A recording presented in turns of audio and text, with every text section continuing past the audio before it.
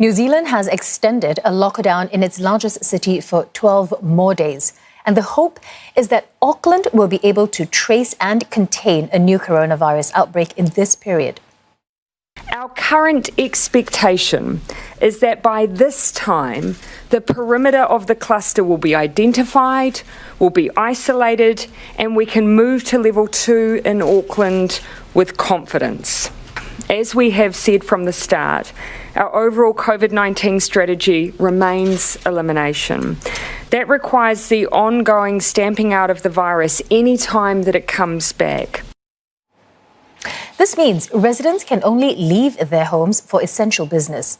Public venues, such as museums and playgrounds, will remain shut, and the government will review the measures again in a week. In the meantime, authorities are racing against time to track down the source of a growing cluster. All but one of the 13 new infections are linked to it. The cluster now has a total of 30 cases. It's also extended beyond Auckland, with 2 cases emerging in a rural town. Tan Shui reports.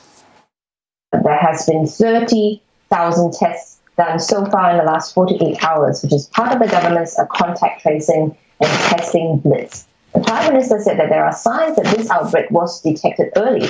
The earliest case found is a worker at the cold store company, the Mary Cold, and this person got sick on the 31st of July. Contact tracing and genomic testing of the virus shows no link to the border or to the country's isolation and quarantine facilities, which means that this is a completely new virus for the country. More cases are expected to emerge over the coming days. Restrictions will be in place for a total of 14 days, which means this is the full incubation period of the virus. Level 3 in Auckland means business activity is roughly 80% of the usual, which is significantly higher than the 60%, which will be for level 4.